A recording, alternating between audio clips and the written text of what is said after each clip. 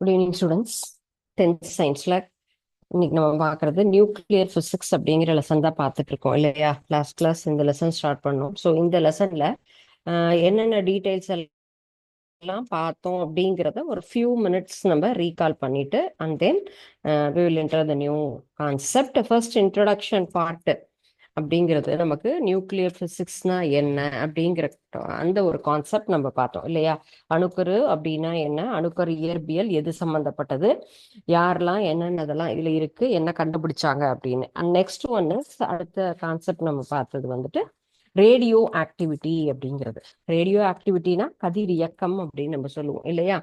What is radio activity, இந்த concept நம்ம பார்த்தோம் இல்லையா?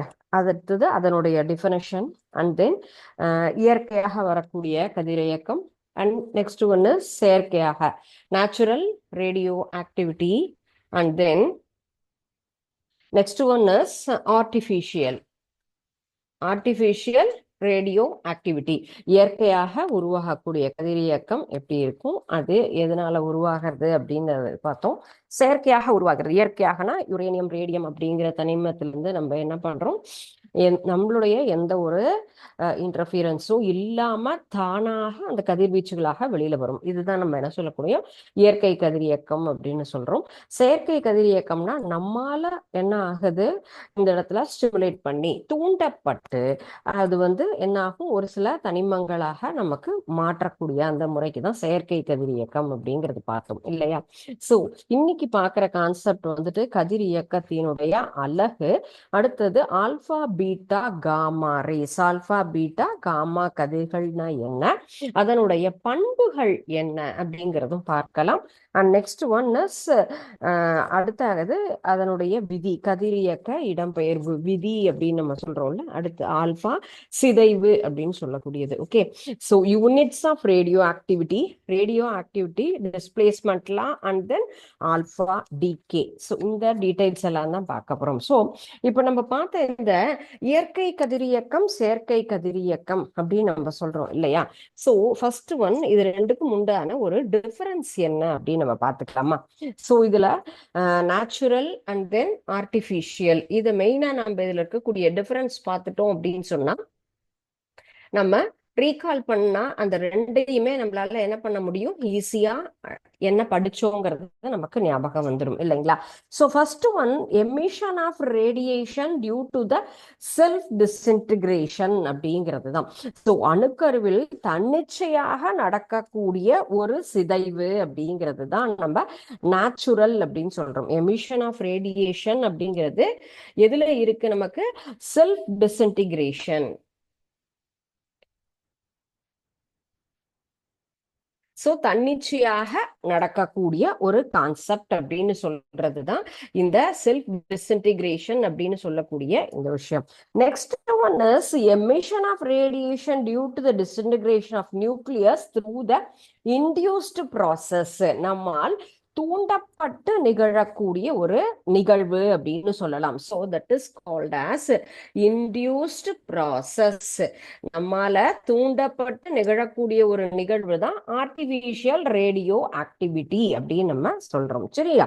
Next one, alpha beta gamma radiations தான். எதெல்லாம் எந்த மாதிரியான கதிர்கள் நமக்கு எமிட் ஆகி வெளியில வருது அப்படிங்கிறது தான் பார்க்கலாம். So one is alpha and then beta gamma. So இந்த ரேஸ் தான் நமக்கு எமிட் ஆகி வெளியில வரக்கூடியது. ஆல்பா பீட்டா அண்ட் காமா ரேஸ்ன்னு சொல்லலாம்.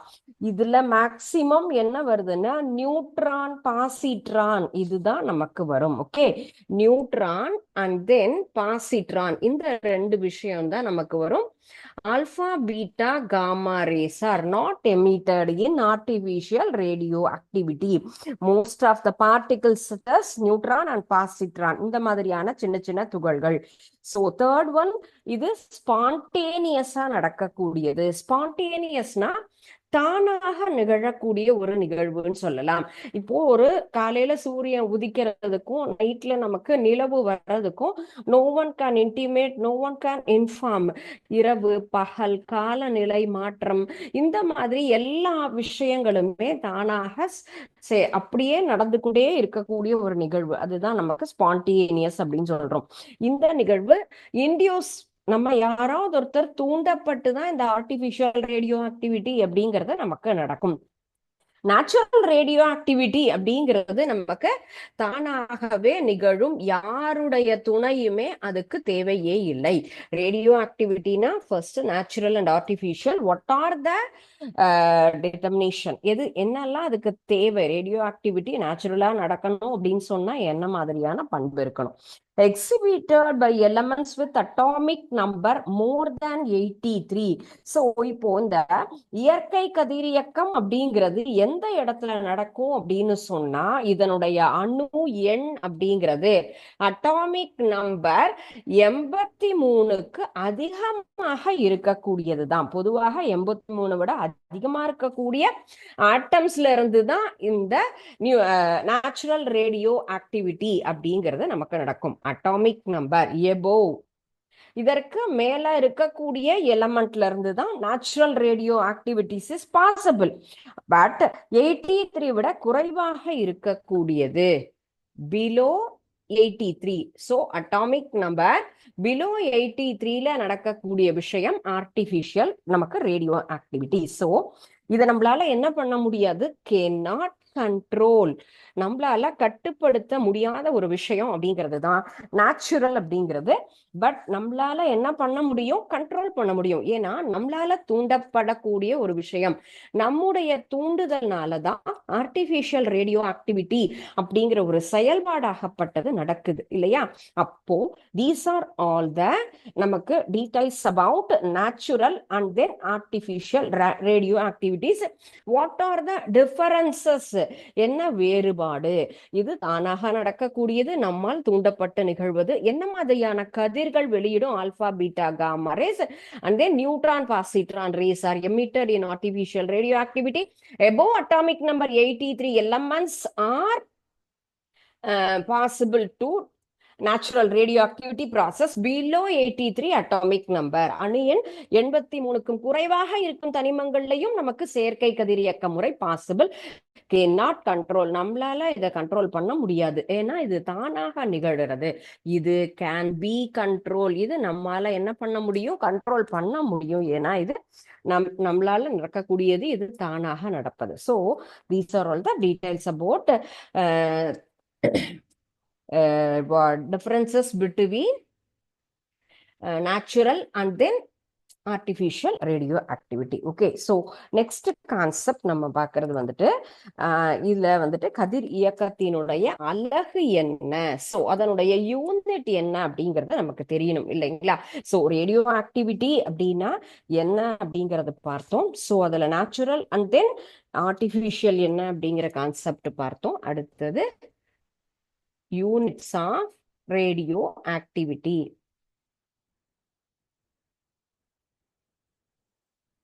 இதனுடைய அலகு என்ன? ஃபர்ஸ்ட் ஒன், என்னென்னலாம் நம்ம வந்து ஒவ்வொன்றுக்கும் இப்ப ஒவ்வொரு யூனிட்ஸ்ங்கிறது தனித்தனியாக இருக்கும். வெப்பநிலைக்கு தனியா இருக்கும். அடுத்தே போல வெப்பநிலையே நம்ம கெல்வின் சொல்லுவோம். அது போல நமக்கு ஒவ்வொன்றிலையும் ஒன்றுக்கு மேற்பட்ட அலகுகள் அப்படிங்கிறதும் நம்ம பயன்படுத்துவோம் இல்லைங்களா? சோ அது போல கதிரியக்கத்தினுடைய அலகை நம்ம வந்துட்டு 2-3 வகையா பிரிச்சுக்கலாம். Curie, Rutherford, Becquerel, Roentgen. So இந்த மாதிரி தனித்தனியான அலகுகளாக நம்ம என்ன பண்ணலாம்? இதை பிரிச்சுக்கலாம்.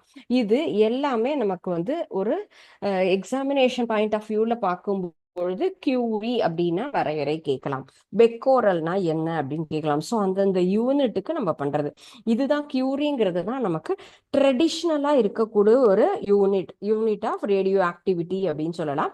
இது என்ன டிஃபைன் பண்ணுதுன்னா, quantity of radioactive substance which undergoes 3.7 into 10^10 disintegration in 1 second. இதுதான் இதனுடைய வரையறை. ஒரு கியூரினா இது வந்துட்டு ஒரு கதிரியக்க பொருள்ல இருந்து ஒரு வினாடியில 3.7 இன்டூ 10^10. சோ இந்த ரேஞ்சில் அலகுல என்ன ஆகும் அப்படின்னு கேட்டா சிதைவுகள் ஏற்படும் போது அந்த ஒரு அளவை தான் நம்ம என்ன சொல்லியிருக்கோம், கியூரி அப்படின்னு நம்ம சொல்லியிருக்கலாம். ஒரு கதிரியக்க பொருளிலிருந்து ஒரு வினாடியில 3.7 இன்டூ 10 மடங்கு 10ங்கிற அளவுல சிதைவுகள் நமக்கு நடக்கணும். சோ அந்த கான்செப்ட். சோ இது என்ன லெவல்ல அப்படின்னு கேட்டா 1 செகண்ட்ல, ஒரு வினாடியில அப்படின்னு நம்ம எடுத்துக்கலாம். சரிங்களா? சோ வாட் இஸ் கியூரி அப்படின்னு சொன்னா radio active substance which undergoes 3.7 into 10^10 disintegration in 1 second அப்படிங்கிறது தான் இந்த இடத்துல நமக்கு நடக்கக்கூடியது. சோ சிதைவாகப்பட்டது எப்படி இருக்கணும், ஒரு வினாடியில 3.7 இன்ட்டு 10 மடங்கு 10. சோ அந்த அளவு இருந்தா அதை தான் நம்ம என்ன சொல்லுவோம், கியூரி அப்படின்னு சொல்றோம். Next one is Rutherford.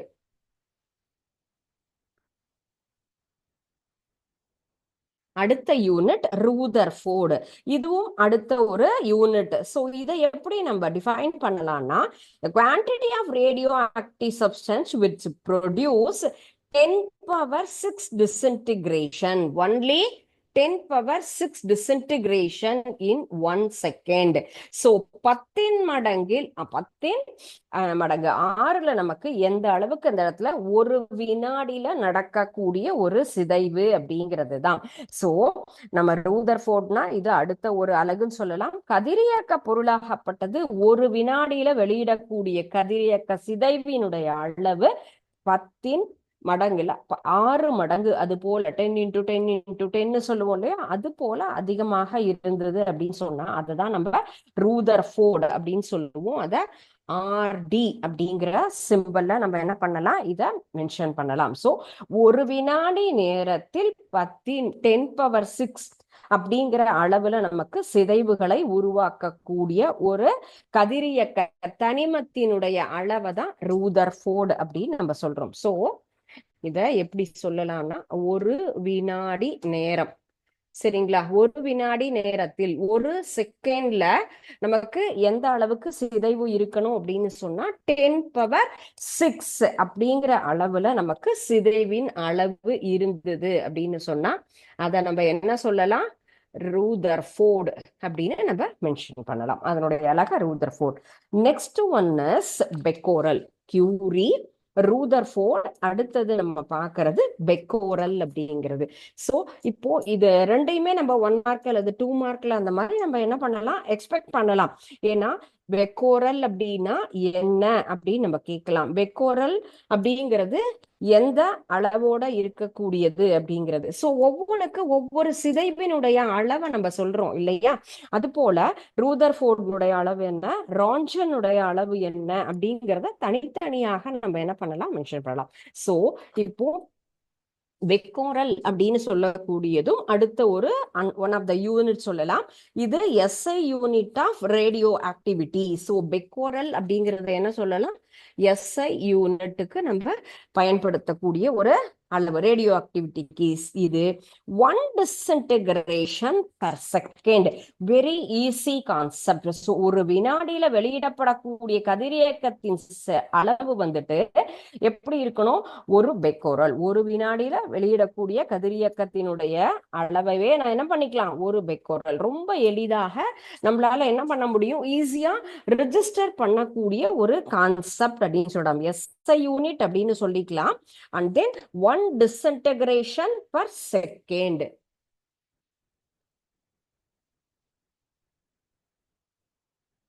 One disintegration per second. So ஒரு வினாடி நேரத்தில் எந்த அளவுக்கு சிதைவடையுமோ அதை தான் நம்ம என்ன சொல்லியிருக்கோம், பெக்கோரல் அப்படின்னு நம்ம சொல்லலாம். So next one is Roentgen அப்படிங்கிற அளவு. Next unit is Roentgen. So first one Curie, Rutherford, Becquerel and Roentgen. Roentgen அப்படின்னு சொல்லக்கூடிய அளவு, ரான்சன்ங்கிறது காமா அண்ட் தென் கதிர்களால நம்மளால என்ன பண்ணக்கூடியது, இன்னொரு ஒரு அலகு. ரான்சன்ங்கிறது ஒரு நமக்கு பெர்மனண்டாக இருக்கக்கூடிய ஒரு pressure, temperature and then humidity, ஈரப்பதம், இந்த நிலையில எல்லாத்துலயும் 1 கிலோகிராம் காற்றில் ஒரு கதிரியக்க பொருள் நமக்கு எந்த அளவு இருக்கணும்? 2.58 into 10 பவர் நமக்கு 14 அப்படிங்கிற ஒரு அழகை தான் நம்ம என்ன சொல்லியிருக்கோம்? Coulomb 1 kg of air. So இந்த லெவல்ல இருக்கக்கூடியது தான் என்ன சொல்லியிருக்கோம்? ராஞ்சன் அப்படிங்கிறோம். ஸோ ராஞ்சன் இப்போ எப்படி கியூரி பெக்கோரலுக்குலாம் சொன்னமோ அது போல ராஞ்சன் அப்படிங்கிறது நமக்கு காமா அண்ட் தென் எக்ஸ். இதுதான் நம்ம என்ன சொல்லியிருக்கோம்? நம்ம காமா அப்படின்னு சிம்பிள் சொல்றோம். And then next one is X. இந்த ரெண்டு ரேஸுக்கும், ஸோ காமா மற்றும் எக்ஸ் கதிர்களால் வெளியிடக்கூடிய கதிரியக்கத்தினுடைய ஒரு அலகு அப்படின்னு சொல்லலாம். நிலையான அழுத்தம் மற்றும் வெப்பம் நிலை, ஈரப்பத நிலையில 1 கிலோகிராம் காற்றுல நமக்கு கதிரியக்க பொருள் எந்த அளவுக்கு இருக்கணும்? 2.5 into 10⁻⁴. ஸோ இந்த ரேஞ்சில் இருந்தது அப்படின்னு சொன்னா அந்த மின்னூட்டங்களை உருவாக்கக்கூடிய ஒரு அலகை தான் நம்ம என்ன சொல்லியிருக்கோம்? ராஞ்சன் அப்படின்னு சொல்றோம். ஸோ இப்போ நம்ம பார்த்த கான்செப்ட் எல்லாமே என்னது? ரேடியோ ஆக்டிவிட்டியினுடைய unit. What is radioactivity, what are the types of radioactivity அப்படிங்கிறதெல்லாம் பார்த்தோம். Next units. 4 டைப்ஸா நம்ம அதை என்ன பண்ணலாம்? பிரிக்கலாம். கியூரிங்கிறது ஒரு யூனிட், ரூதர்ஃபோர்ட்ங்கிற ஒரு யூனிட் யூஸ் பண்றோம், பெக்கோரல் அண்ட் தென் ராஞ்சன். இந்த 4 types of units is possible for radioactivity. Okay, clear? And next நம்ம பார்க்குற concept alpha, beta, gamma rays. So இந்த 3 வகையான கதிர்கள் என்ன? கதிரியக்கத்திற்கு உட்படக்கூடிய ஒரு முக்கியமான கதிர்கள் என்ன மாதிரியான கதிர்கள் நமக்கு வெளியிடப்படுகிறது அப்படின்னு சொன்னா இந்த 3 வகையான கதிரியக்க துகள் தான் நமக்கு வெளியில வரும். Alpha, beta and then gamma அப்படிங்கிற 3 வகையான race.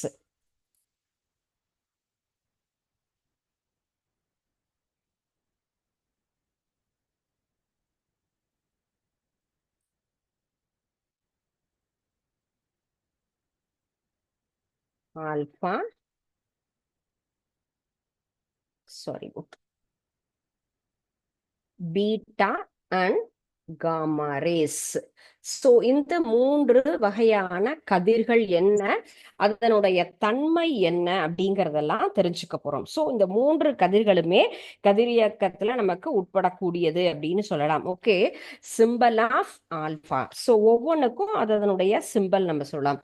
This is alpha symbol and then beta symbol and Y மாதிரி இருக்கிறது தான் இந்த மாதிரி இருந்தது காமா ரேஸ் அப்படின்னு சொல்லலாம். ஸோ ஆல்பா, பீட்டா, காமா இந்த 3 கதிர்களுடைய நமக்கு என்ன மாதிரியான அதனுடைய பண்புகள், நேச்சர் என்ன அப்படிங்கிறத நம்ம தெரிஞ்சுக்கலாம். These are all the particles possess the certain similarities and the dissimilarity. ரெண்டுக்கும் ஒத்து போகக்கூடிய தன்மை அப்படிங்கிறதும் நிறைய இருக்கும், வேறுபாடு அப்படிங்கிறதும் இருக்கும். ஃபர்ஸ்ட் நம்ம பார்க்கறது என்னென்னலாம் நமக்கு எந்த மாதிரியான தன்மையோட இருக்கு அப்படின்னு சொல்லலாம். ஃபர்ஸ்ட் ஆல்பா ரேஸ் அப்படிங்கிறது ஹீலியம் நியூக்ளியஸ்ல இருந்து நமக்கு என்ன ஆகும்? 2 புரோட்டான்ஸ் 2 நியூட்ரான், 2 புரோட்டான்ஸ் 2 நியூட்ரானை கொண்ட ஒரு ஹீலியம் அணுவினுடைய ஒரு நியூக்ளியஸ், ஹீலியம் அணுவினுடைய ஒரு உட்கரு அப்படின்னு சொல்லலாம்.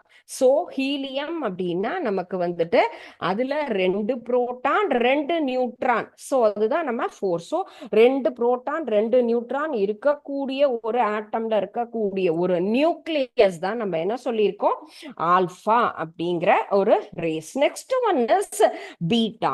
they are the electrons basic elementary particles in all elements. எல்லா அணுக்கள்லையுமே அடிப்படை துகளாக இருக்கக்கூடியது எலக்ட்ரான், புரோட்டான், நியூட்ரான். இது 3மே இருக்கும்ல. ஒரு ஆட்டம் நம்ம கன்சிஸ்ட் பண்றோம்னா அதுல யாரெல்லாம் இருப்பாங்க? protons and neutrons present in center of the nucleus. electrons are around, சுத்தி இருக்கக்கூடியது, ரிவால்வ் ஆகக்கூடிய பிளேஸ்ல. அப்போ எல்லா வகையான electrons basic elementary particles in all atoms, that is beta rays. Gamma rays, they are the magnetic வேவ்ஸ்ல நமக்கு உருவாகக்கூடிய ஒரு போட்டான்ஸ். போட்டான் அப்படின்னு சொல்லக்கூடிய ஒரு மின்காந்த அலைகள். சோ இதை என்ன சொல்லலாம்? போட்டான்ஸ் சொல்லலாம். சோ ஆல்பா அப்படின்னு சொன்னா நமக்கு 2 புரோட்டான்ஸ் 2 நியூட்ரான்ஸ் இருக்கக்கூடிய ஒரு ஹீலியம் ஆட்டம்ல நடுவுல இருக்கக்கூடிய ஒரு நியூக்ளியஸ். இது எல்லா வகையான அணுக்கள்லையுமே இருக்கக்கூடிய ஒரு electrons. And then next one is photons அப்படின்னு சொல்லக்கூடிய ஒரு மின்காந்த அலை, electro magnetic wave. And next ஒரு பண்பு. ஸோ இதனுடைய ஃபர்ஸ்ட் நேச்சர் என்னன்னு பார்த்தோம், ப்ராப்பர்ட்டிஸ்ல. அண்ட் தென் சார்ஜ்னா மின் சுமை சொல்லலாம். ஒவ்வொன்றுக்குமே நமக்கு எந்த மாதிரியான சார்ஜஸ் இருக்குங்கிறதாம். Positive charge particles charge each alpha particles are plus 2e. So positive சார்ஜோட இருக்கக்கூடியது நேர்மின் சுமை கொண்ட ஒரு துகள். ஒவ்வொரு ஆல்பா துகளினுடைய மின் சுமை சொன்னா பிளஸ் 2e அப்படிங்கிறது தான். இது நமக்கு நெக்ஸ்ட் ஒன் இஸ் பீட்டானா negative charge particles. Each beta பார்ட்டிகல்னுடைய மின் சுமை அப்படின்னு சொன்னா எப்படி நம்ம வந்து டினோட் பண்ணோம்னா -e அப்படின்னு சொல்லலாம். பிகாஸ் எதிர்மின் சுமை negative charge neutral particle gammas are neutral particle charge of each gamma particle is 0. So இதுக்கு என்ன கிடையாது, நமக்கு மின் சுமை அப்படிங்கிறது 0 அப்படிங்கிற range. Okay, next one is ionising power. Ionising சொன்னா அயனியாக்கும் திறன். அது அயனியாக்கக்கூடிய தன்மை என்னன்னு கேட்டா ஆல்பா பார்ட்டிகல்ஸ் அப்படின்னு சொல்லக்கூடியது பீட்டாவை விட 100 டைம்ஸ் அதிகமாகவும் காமாவை விட 10,000 டைம் அதிகமாக. ஸோ கம்பேரிட்டிவ்லி நம்ம பார்க்கிறோம் இல்லையா, 100 time greater than beta. So 100 time யாரை விட அதிகமா இருக்கு, பீட்டாவை விட ஹையரா இருக்கும். 10,000 டைம்ஸ் கிரேட்டர், 10,000 டைம்ஸ் கிரேட்டர் எதை விட அதிகமாக, நமக்கு காமாவை விட. அப்போ இதுதான் எப்படி இருக்கும், ரொம்ப அதிகமாக இருக்கக்கூடியது. கம்பேரிட்டிவ்லி லோ அப்படின்னு எடுத்துக்கலாம். So next one is beta rays அப்படிங்கிறது குறைவா இருக்கும். Very less ionisation power. So அப்போ அயனைசேஷன் பவர் அப்படிங்கிறதே நமக்கு எப்படி இருக்கும், ரொம்ப குறைவாக இருக்கக்கூடிய தன்மை காமா ரேஸ். அப்ப ஆல்பா ரேஸ்க்கு மட்டும்தான் அயனையாக்கும் திறன் அதிகமாக இருக்கும். And next one is penetrating power. So low penetrating power அப்படின்னு சொல்லக்கூடியது alpha rays even stop by a thick paper. So low penetrating power, ஊடுருவும் தன்மை என்பது எவ்வாறு இருக்கு, நமக்கு ரொம்ப குறைவாக இருக்கக்கூடியது ஆல்பா ரேஸ் அப்படின்னு எடுத்துக்கலாம். பீட்டாங்கும் போது penetrating power is greater than alpha. Alpha விட நமக்கு எப்படி இருக்கும், அதிகமாக இருக்கக்கூடியது. they can penetrate through the thin metal foil. so metal foilல என்ன ஆயிருக்கும், இது கொஞ்சம் அதிகமாக penetrate பண்ணக்கூடியது. very high penetrating power. so very high penetrating power அப்படிங்கிறது காமா ரேஸ். இது நார்மலாக பெனட்ரேட் பண்ணக்கூடிய ஒரு விஷயம். So greater than gamma rays. காமாவை விட நமக்கு கொஞ்சம் அதிகமாக ஊடுருவத்தன்மை பீட்டா ரேஸ், ரொம்ப அதிகமாக இருக்கக்கூடியது gamma rays. Next one is effect of electric and then magnetic field. மின் மற்றும் காந்த புலங்களால என்ன மாதிரியான விளைவுகள், இது ஃபர்ஸ்ட் இது விளக்கம் அடையுமா அல்லது விளக்கம் அடையாதா? நம்ம பிளெமிங்கின் இடக்கை விதி அப்படிங்கறது படிச்சிருக்கோம் இல்லையா. சோ அதன்படி நமக்கு என்ன மாதிரி மாற்றம் அடையும் அப்படின்னு சொல்லும் பொழுது alpha rays are deflected by both fields. Deflection is possible. Deflection அப்படிங்கிறது என்ன ஆகுது, நமக்கு பாசிபிளாக இருக்கும் ரெண்டு இதுலையுமே. deflected by the both fields but the direction and the deflection is opposite to the alpha rays. மின் மற்றும் காந்த புலங்களால விலகல் அடையும், ஆனா ஆல்பா துகள் விலகல் அடைய திசைக்கு ஆப்போசிட்டா தான் இருக்கும். ஆல்பாக்கு எப்படி இருக்கும், ஆப்போசிட்ல நமக்கு டிஃப்ளெக்ஷன் நடக்கும் அப்படின்னு நம்ம எடுத்துக்கலாம். Beta rays they are not deflected by both fields. மின் மற்றும் காந்த புலங்களால என்ன ஆகாது, நாட் டிஃப்ளெக்டட் அப்படின்னு சொல்லக்கூடியது காமா ரேஸ். காமா கதிர்களாகப்பட்டது மின் மற்றும் காந்த புலங்களால் விலகல் அடையாத ஒரு தன்மையோட இருக்கிறது காமா ரேஸ். ஸோ சிமிலாரிட்டிஸ் அப்படின்னு சொல்லும் பொழுது நிறைய விஷயங்கள் என்ன ஆகும், இதுக்கு ஒன்றோடு ஒன்று ஒத்து போகாம டிஸ்மிலாரிட்டிஸ்ங்கிறது தான் possible. Speed, their speed ranges is 1/10 to 1/20 times of light.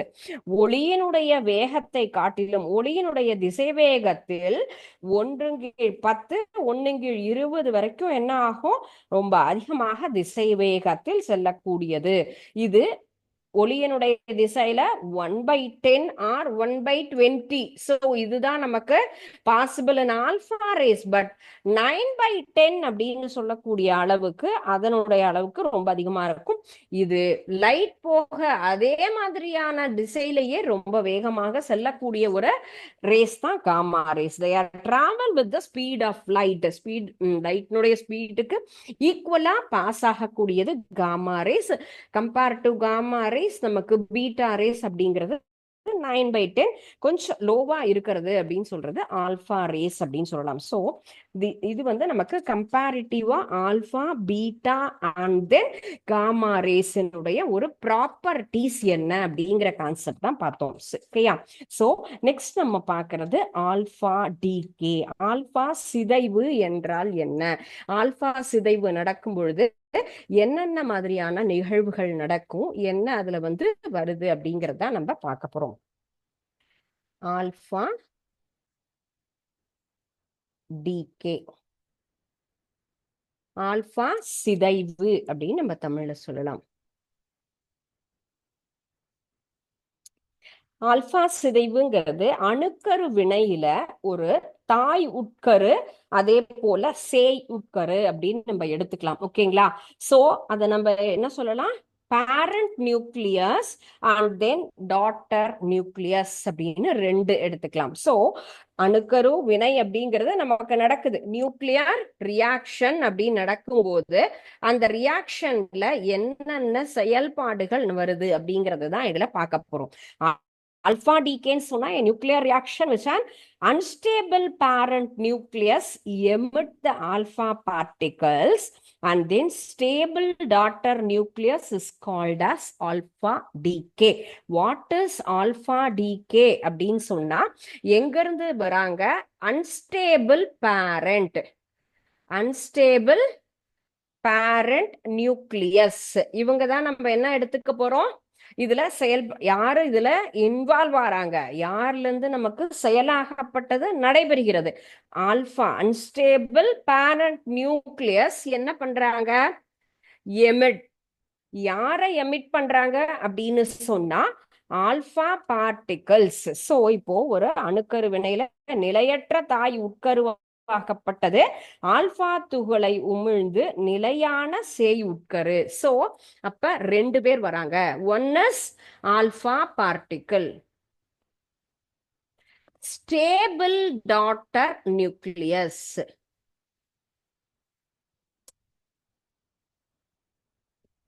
So stable daughter nucleus அப்படிங்கிறதும் உருவாகும். சோ எங்க இருந்து வருது நமக்கு, unstable parent nucleus emit alpha particle and stable daughter nucleus. இந்த ப்ராசஸ் தான் என்ன சொல்லியிருக்கோம், ஆல்பா டிகே. ஆல்பா சிதைவு என்பது என்றால் என்னன்னா, அணுக்கரு வினையில் நிலையற்ற தாய் உட்கரு ஆல்பா துகளை உமிழ்ந்து நிலையான ஒரு சேய் உட்கருவாக மாறக்கூடிய ஒரு சிதைவு தான் ஆல்பா சிதைவு. So what is the example of alpha decay? Example அப்படின்னு சொன்னா யுரேனியம். சோ யுரேனியம் அப்படிங்கிறது தான் இதுக்கு பெஸ்ட் எக்ஸாம்பிள். யுரேனியம் 238 அப்படின்னு சொல்லலாம். Simple uranium 238. சோ இதுதான் நமக்கு சிதைவுற்று என்னது, ஆல்பா துகளையும் கொடுக்கிறது, ஒரு பெர்மனண்டா ஸ்டேபிளாக இருக்கக்கூடிய ஒரு டாட்டர் நியூக்ளியஸாகவும் உருவாகக்கூடியது. யுரேனியம் 238. ஓகே, ஸோ இதுதான் நம்ம என்ன பண்ணணும், இதுல கரெக்டா atomic number and then mass number நம்ம எழுதுறோம். இதுல இருந்து யார் வராங்க அப்படின்னு சொன்னா நமக்கு thorium and then helium. So first one thorium, helium. Alpha particles அப்படின்னு சொன்னா என்ன சொல்லியிருக்கோம், நமக்கு +2e அப்படின்னு நம்ம சொல்லணும் இல்லையா. ஹீலியம் 4 அப்ப ஆல்பா பார்ட்டிகல்ஸ் அப்படின்னு சொன்னா எங்க இருக்கும், 2 புரோட்டான் 2 நியூக்ளியஸ் இருக்கக்கூடிய ஹீலியம் அணுல இருக்கக்கூடிய ஒரு சென்டர் பார்ட். அப்ப ஆல்பா அப்படின்னு சொன்னா என்ன சொல்லியிருக்கோம், இதுல ஹீலியம் அப்படின்னு சொல்லியிருக்கோம். அப்ப 4 2 இததான் நம்ம என்ன சொல்றோம், ஆல்பா சிதைவு. நமக்கு உருவாகக்கூடிய ஒரு துகள் ஆல்பா சிதைவு அப்படின்னு எடுத்துக்கலாம். தோரியம் 234 and then 90 பிகாஸ் இதுல இருந்து 4 நம்பர் லெஸ் பண்ணி இங்க எழுதணும். இங்க இருந்து நம்ம என்ன பண்ணிருக்கோம், நமக்கு வந்து 92 அப்படிங்கறதுல இருந்து நம்ம லெஸ் பண்றோம். பிகாஸ் இந்த இடத்துல என்ன ஆயிருக்கு, யுரேனியம்ல இருக்கக்கூடிய அட்டாமிக் நம்பர் அண்ட் மாஸ் நம்பர்ல இருந்து நம்ம கவுண்ட் பண்ணி எழுதணும். ஸோ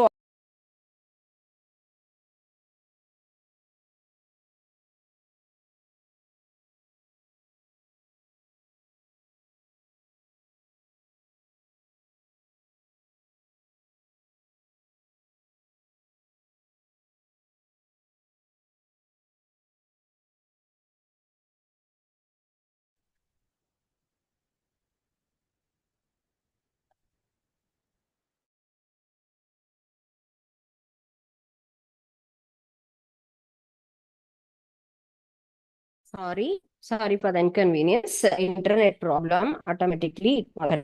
So ஒரு தாய் உட்கரு ஆல்பா சிதைவடைந்து அதனுடைய நிறை எண்ணில் 4ஐயும் அணு எண்ணில் 2ஐயும் நமக்கு குறைவாக உருவாக்கக்கூடியதுதான் என்ன சொல்லியிருக்கோம், இந்த alpha decay. The parent nucleus emit an alpha particle, so it clear that the daughter nucleus mass number is decreased.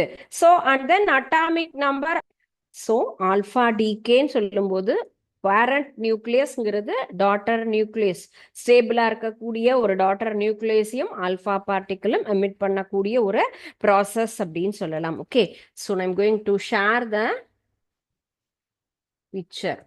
So இதுதான் நம்ம பார்த்தது பேரண்ட் நியூக்ளியஸ் அப்படின்னு எடுத்துக்கிறோம். This is uranium, daughter nucleus is thorium, this is alpha particle. Okay, அப்போ parent nucleus இது அன்ஸ்டேபிளா இருக்கு, நிலையற்ற தன்மையோட இருக்கு. ஆனா என்ன ஆகுது, நமக்கு எமிட் பண்ணும் பொழுது அதுல இருந்து வரக்கூடிய ப்ராடக்ட்ஸ் ரியாக்டன்ஸ் நம்ம எடுத்துட்டோம்னா அதனுடைய stability is poor, unstable nature. But products வந்து பெர்மனண்டா இருக்கக்கூடிய ஸ்டெபிலிட்டியான இருக்கக்கூடிய ஒரு daughter nucleus and then alpha particle. So this process is called as alpha decay. Alpha சிதைவு அப்படின்னு சொல்லக்கூடிய கான்செப்ட் இதுதான். Okay students, is this clear ma? Is there any doubts in alpha decay? Alpha சிதைவு என்பது நிலையில்லாத தன்மையோட இருக்கக்கூடியது. நம்ம என்ன பண்ணிருக்கோம், அதுதான் இத யுரேனியம் அப்படின்னு நம்ம எடுத்துக்கலாம். Okay, யுரேனியம்ங்கிறது 238 and 92.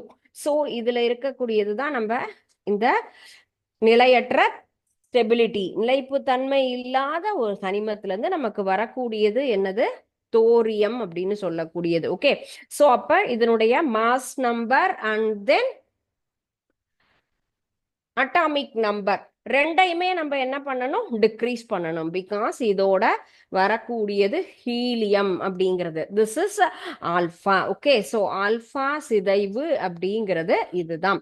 ஸோ இந்த டாட்டர் நியூக்ளியஸ் அப்படிங்கிறது நமக்கு என்னது, ஸ்டெபிலிட்டியோட இருக்கக்கூடியது. பேரண்ட் நியூக்ளியஸ் அப்படிங்கிறது அன்ஸ்டேபிள் அப்படின்னு எடுத்துக்கலாம், திஸ் இஸ் ஸ்டேபிள். ஸோ இதுதான் அடிக்கடி கேட்கக்கூடிய கேள்வி, ஆல்பா சிதைவு விளக்குக அப்படின்னு கேட்பாங்க. Okay, alpha, gamma and then பீட்டால ஆல்பாங்கிறது ரொம்ப இம்பார்ட்டன்டான ஒரு டிகே. ஓகே, ஆல்பா டிகேங்கிறது. And next one is beta decay.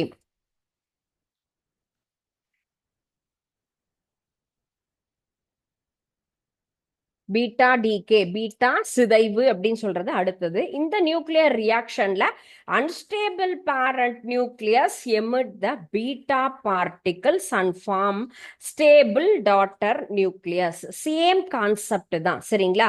So beta alpha சிதைவுல எப்படி நிலையற்ற ஒரு தாய் உட்கருவாகப்பட்டது ஒரு நிலையான சேய் உட்கருவு நம்ம வந்து உருவாக்குற மாதிரி, இதுலயும் அணுக்கரு வினையில நிலையற்ற தாய் உட்கரு பீட்டா துகளை எதை நமக்கு அங்க alpha particles was emitted in alpha decay, beta particles will be emitted. இதுல வந்து வெளிவரக்கூடியது நமக்கு இந்த ஒரு நியூக்ளியர் ரியாக்ஷன்ல என்ன நடக்குது, பீட்டா பார்ட்டிகிள்ஸ் அப்படிங்கிறது வரும். ஸோ அதை நம்ம பீட்டா சிதைவு, பீட்டா டிகே அப்படின்னு எடுத்துக்கலாம். ஸோ இதுக்கு பெஸ்ட் எக்ஸாம்பிளா இருக்கக்கூடியது பாஸ்பரஸ்.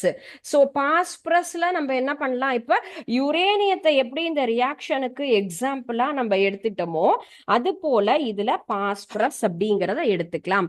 பாஸ்பரஸ் அப்படிங்கிறது 32 அப்படிங்கிறது தான் atomic and mass number.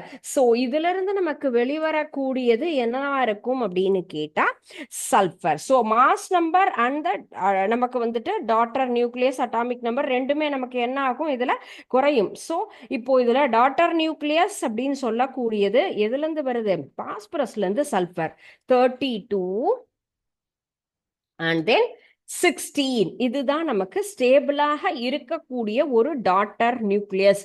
Beta decay அப்படின்னு சொன்னா பீட்டா கான்செப்ட்ல என்ன பார்த்தோம் நம்ம, எலக்ட்ரான். நம்ம எப்படி ஆல்பா டிகே அப்படின்னு சொன்னா ஹீலியம்னு சொன்னமோ அது போல இதுல இருக்கிறது எலக்ட்ரான், நெகட்டிவ் சார்ஜோட எதிர்மின் சுமையோட இருக்கக்கூடிய எலக்ட்ரான் உமிழ்வதை நம்ம என்ன சொல்றோம், பீட்டா சிதைவு. பீட்டா சிதைவுல நமக்கு என்ன கிடைக்குதுன்னா பாஸ்பரஸ்ல இருந்து சல்ஃபர் அண்ட் தென் எலக்ட்ரான்ஸ் நமக்கு ரிமூவ் ஆகக்கூடிய இந்த கான்செப்டை தான் நம்ம சொல்றது பீட்டா டிகே அல்லது பீட்டா சிதைவு அப்படின்னு நம்ம எடுத்துக்கிறோம், சரிங்களா?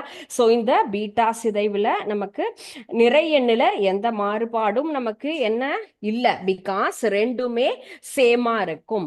அதே மாதிரி பிகாஸ் எலக்ட்ரானுக்கு எதுவும் இல்லை, அப்போ நமக்கு அணு எண்ல மற்றும் மாற்றம் இருக்கும். சோ இதை ஞாபகம் வச்சுக்கலாம். அப்போ ஆல்பா டிகே அப்படின்னு சொன்னா நிறை எண் 4, அணு எண் 2 குறையணும். பட் பீட்டா டிகேல நமக்கு நிறை எண்ல மாற்றம் இல்லாமல் அணு எண்ல மட்டும் 1 மட்டும் நம்ம குறையக்கூடிய ஒரு விஷயம் அப்படின்னு நம்ம எடுத்துக்கலாம், சரிங்களா? சாரி அதிகமாக கூடியது பிகாஸ் -1. ஸோ இன்க்ரீஸ் ஆகக்கூடிய அந்த ஒரு ரேஞ்சை தான் நம்ம பீட்டா டிகே அப்படின்னு சொல்றோம். ஸோ அணுக்கரு வினையில புதிய தனிமம் உருவாகக்கூடியது நிறை எண்ணம் அணு எண்ணால் என்ன அப்படிங்கறத வச்சு நம்ம என்ன பண்ணலாம், இதுல கண்டுபிடிக்கலாம். ஸோ இதுதான் பீட்டா டிகே. ஸோ நமக்கு டிக்ரீசிங் சொன்னா ஆல்பா, பீட்டால நமக்கு அட்டாமிக் நம்பர் மட்டும் இன்க்ரீஸ் ஆகும், நம்ம மாஸ் நம்பர்ல எந்த ஒரு சேஞ்சஸும் நமக்கு வராது. So next one is gamma. So gamma டிகேங்கிறது energy level of the nucleus மட்டுமே சேஞ்ச் ஆகும். இதுல நமக்கு வந்து எந்த ஒரு ரேஸுமே நமக்கு என்ன ஆகாது, காமா டிகே அப்படின்னு சொல்லும் பொழுது அதுல எந்த ஒரு சேஞ்சஸுமே நமக்கு இல்லை. காமா சிதைவுங்கிறது ஆற்றல் மட்டம் மட்டும் மாறும், அணு நிறை அதுல எந்த ஒரு மாற்றமும் இருக்காது, அதே லெவல்ல இருக்கக்கூடியது தான் இந்த காமா டிகே. ஸோ நமக்கு நல்லா ஞாபகம் வச்சுக்க வேண்டிய concept alpha and then beta decay மட்டும். ஸோ என்னென்ன டாபிக்ஸ் இன்னைக்கு நம்ம பார்த்தோம்னு சொன்னா ஃபர்ஸ்ட் டிஃபரன்சியேஷன், இப்போ natural and then artificial radioactive, activity ரெண்டுக்கும் உண்டான அந்த வேறுபாடு என்னங்கிறத பார்த்தோம். நெக்ஸ்ட் கான்செப்ட் நம்ம கதிரியக்கத்தினுடைய அலகு, ரேடியோ ஆக்டிவிட்டியினுடைய யூனிட் வந்துட்டு கியூரி, ரூதர்ஃபோர்ட், பெக்கோரல், ரான்சன் அப்படின்னா என்னங்கிறது பார்த்தோம். ஆல்பா பீட்டா காமா ரேஸ்னுடைய ப்ராப்பர்டீஸ், அதனுடைய தன்மை, மின் சுமை, அயனியாக்கும் திறன், ஊடுருவும் திறன், மின் மற்றும் காந்த புலத்தால வரக்கூடிய விளைவு, ஸ்பீடு, லைட்டுக்கு தகுந்த மாதிரி எப்படி அது மூவ் ஆகும், அந்த டீடைல்ஸ் தெரிஞ்சுக்கிட்டோம். Next one is alpha decay. Okay, so இந்த ஆல்பா டிகே, ஆல்பா சிதைவு அண்ட் தென் பீட்டா சிதைவு, காமா சிதைவு அப்படிங்கிறது என்னன்னு பார்த்தோம். ஸோ இதுல ரொம்ப அடிக்கடி கேட்கக்கூடியது தான் ஆல்பா சிதைவு அப்படிங்கிற கொஸ்டின். ஸோ அதை நீங்க தெளிவா வந்து எழுதி ஒரு தடவை படிச்சு பார்த்தீங்கன்னா ஈஸியா நமக்கு ரெஜிஸ்டர் ஆயிடும். ஓகே, ஸோ இதுல ஏதாவது டவுட்ஸ் இருந்ததுன்னா நெக்ஸ்ட் கிளாஸ் நம்ம டிஸ்கஸ் பண்ணலாம். Okay, thank you students. வாழ்க பாரதம், வெல்க தமிழகம்.